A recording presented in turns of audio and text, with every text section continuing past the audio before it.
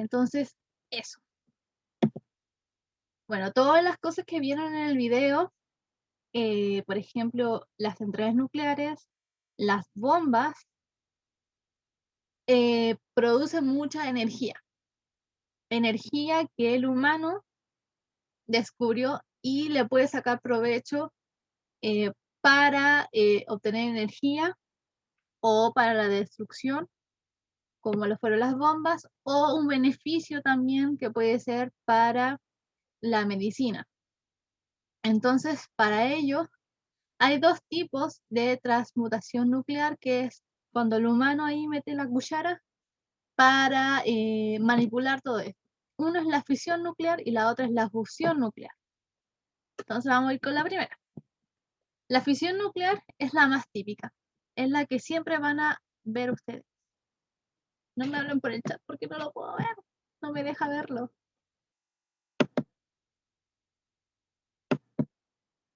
No me deja ver el chat, así que lo lamento. Si se me está escuchando mal. Dijo que va a salir porque su hija está muy odiosa. Ah, ya. Ya. No puedo ver el chat, lo tecleo y no me sale nada. Nunca me había sentido tan feliz de haber dejado el cigarro. ¿Ven? Al final podemos hablar de Chernobyl, podemos hablar de las bombas atómicas, pero el componente más radioactivo es el cigarro. Ya. Entonces, dentro de la fisión nuclear, ¿en qué consta la fisión nuclear? Como dice acá, es la ruptura de núcleos pesados en núcleos más livianos. Ustedes saben que eso tiene que ver con el número Z de la tabla periódica, con el número de protones. Por ejemplo, aquí tenemos el uranio. El uranio fue bombardeado con neutrones y se transformó en un átomo más liviano, que es dentro de los más pequeños en la tabla periódica. Bueno, no tan pequeño, como el xenón y el SR, que no me acuerdo cómo se llama. Entonces, eso. Aquí pasamos de 92 a 38 y 54. Esto, el hacer esto, el que el uranio se haga más chiquito, por ser bombardeado por neutrones, provoca que se libere mucha energía calórica. Esta energía calórica es la que se ocupa, por ejemplo, en las bombas de Hiroshima y Nagasaki. Para Hiroshima fue uranio y para Nagasaki, si no me equivoco, fue plutonio, si no me acuerdo. Si mal no me recuerdo. Entonces, ¿qué pasa acá? No sé si tengo la imagen, aquí está. No sé muy bien el funcionamiento, siempre como que veo distintas fuentes. Pero bueno, aquí en esta parte de acá tenemos el uranio, que son 5 gramos, 10 gramos. Y aquí está la carga explosiva, es decir, de aquí va a salir un neutrón. Entonces el neutrón va a viajar, pum, pum, pum, pum, y va a chocar con el uranio. Y al chocar con el uranio, pum, explota y empieza a romperse en todos estos átomos chiquitos. Entonces tengan en cuenta una cosa, que ahí no solo hay un átomo de uranio, hay 5 gramos. Y en 5 gramos, déjenme hacer la calculación, 5 dividido en 2,35 y eso por 6 por 6,03 por el lado de 20, menos 23. Hay, no puedo decir el número, estoy igual que en, ¿y cómo se llama esta? La Teletón. Pero es 1,281 no por 10 elevado a 22, es decir, que billones y billones de átomos hay en solo 5 gramos de uranio. Entonces hay millones de átomos. Imagínense que solo uno provoca que se forme el xenón y el tercio, si no me equivoco.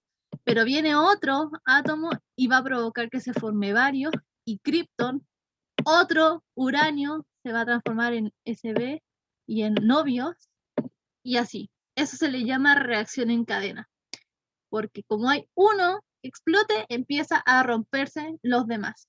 Bla, bla, bla. Y se empieza por una sola separación, provoca una liberación de energía, imagínense la suma de millones de átomos de uranio. Entonces eso provoca que haya mucha energía y esa energía fue capaz de destruir todo Hiroshima y que no hubiera casi ningún sobreviviente. Eso crea esta nube que se le llama nube de hongo al explotar. ¿Qué más? Las centrales nucleares también ocupan este mecanismo. Aquí es un poco más difícil, no sé si las personas que vieron la serie Chernobyl, que también se las recomiendo mucho, es muy buena, así como como ciencia ficción, pero realmente eso pasó. Aquí, en este tubo de acá, se tiene el uranio. Aquí hay unas barritas de control para que se controle el asunto y no explote como en Chernobyl.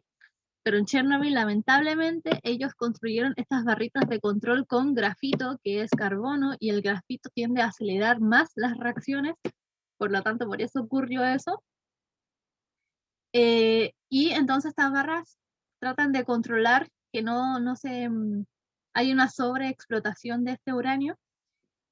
¿Y qué pasa? El mecanismo es lo siguiente, como se libera la energía y aquí empieza a correr agua. El agua trata de que esto se congele, que tenga una temperatura ideal para que no haya un accidente. Entonces esta temperatura va a viajar por este tubo de acá y va a viajar hasta acá. Aquí van a haber unas turbinas. Estas turbinas se van a mover, lo que va a generar la energía eléctrica. Ya, entonces la energía que sale de la fisión del uranio va a provocar que se muevan unas turbinas, así como en las termoeléctricas, lo mismo, y este movimiento va a provocar que haya energía eléctrica. Después esa energía, como hay mucha temperatura aquí, va a volver a juntarse con el agua y va a provocar que se vayan por estos tubos gigantes, así como en los Simpsons, ¿cierto? Y ahí no es que esté irradiando energía nuclear, ahí lo que está pasando es que la energía, el calor que se produjo gracias al movimiento de las turbinas, tiene contacto con el agua y calienta el agua, y el agua calentada es vapor de agua. Y eso es lo que sale de estas como tubos gigantes de las centrales nucleares. Ahí no se está irradiando ni dióxido de carbono, ni material radioactivo. Ahí se está liberando agua en forma de gas. Ya es que el mismo vapor que le sale a las teteras cuando están hirviendo. Eso. Entonces, el agua evaporada, si bien es un gas de efecto invernadero, es menos contaminante que el dióxido de carbono, por ejemplo, en las centrales a carbón o en las termoeléctricas. Entonces, conclusión, la fisión nuclear se puede ocupar tanto para las bombas atómicas, se ocuparon, porque ahora hay un pacto de todas las naciones a que no haya bombas nucleares. Sin embargo, 6 países nomás tienen no sé cómo decirlo, la oportunidad de tenerla, pero supuestamente esos países son como avanzados y por lo tanto la van a ocupar como último recurso, que son Estados Unidos, Francia, Italia, China y no me acuerdo quién más. Y están las centrales nucleares, que aquí también se ocupan para eso. Entonces, ¿qué pasó en Chernobyl?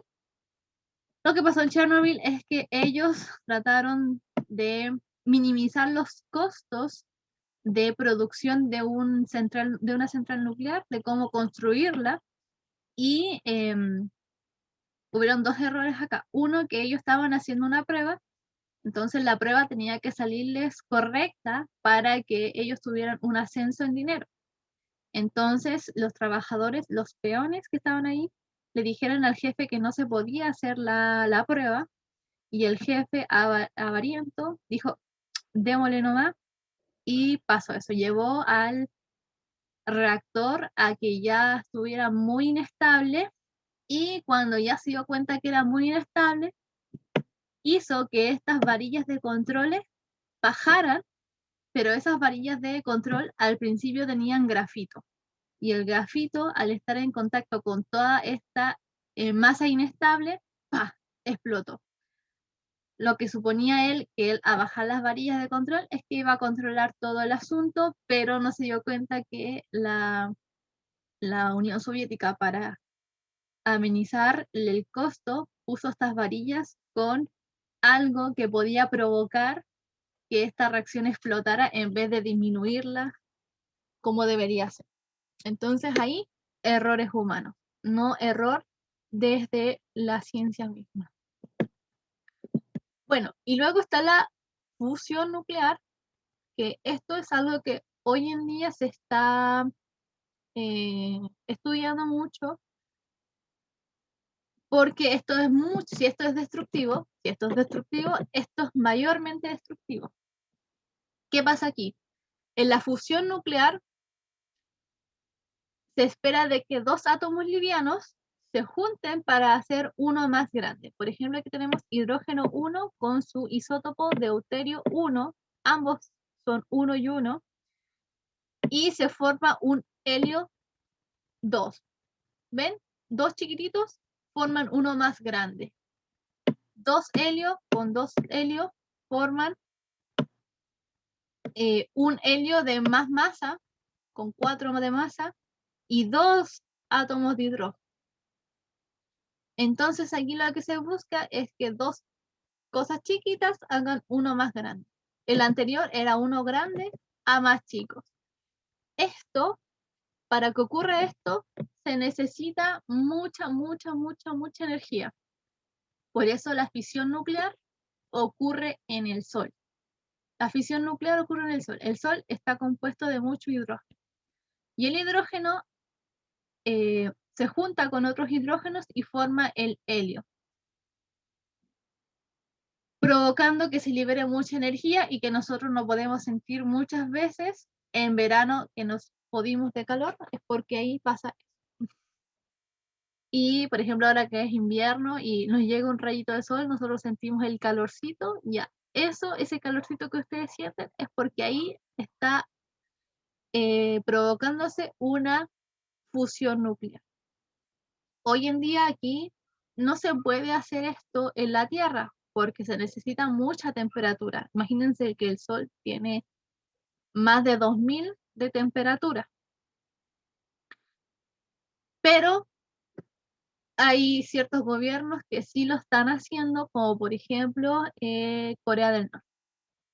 Corea del Norte supuestamente, bueno, esas no se les cree mucho porque son bien mentirosos, ellos están confeccionando una bomba de hidrógeno que es mucho más letal que las bombas de uranio y plutonio de Hiroshima y Nagasaki. ¿Por qué? Porque la liberación de energía que tiene esta fusión nuclear es muy parecida a la del Sol. Eso. Entonces, por eso hoy en día las naciones están teniendo muchos problemas con Corea del Norte porque están haciendo esta bomba. Lo que una explosión mal controlada de esto podría provocar un gran desastre en todo el planeta. Ya. Eso es todo lo de la fisión y la fusión nuclear. Ahora bien, ¿por qué se ocupan esto como para obtención de energía eléctrica? Ustedes dirían ya de tanto desastre que ha provocado estas centrales nucleares, ¿por qué siguen haciéndola? ¿Por qué en Estados Unidos hay? ¿Por qué en Argentina siguen habiendo? Eso es porque es menos contaminante que la obtención de energía normal que tenemos en muchos países. Por ejemplo, la obtención de combustible está el petróleo, contamina mucho. Están las termoeléctricas, contamina mucho porque ahí se rompe mucho el ecosistema natural de los seres vivos. Las centrales de carbón provocan que haya emisiones de gases contaminantes como el dióxido de carbono, que está provocando el calentamiento global. En cambio, en la fisión nuclear, en las centrales nucleares, no ocurre eso.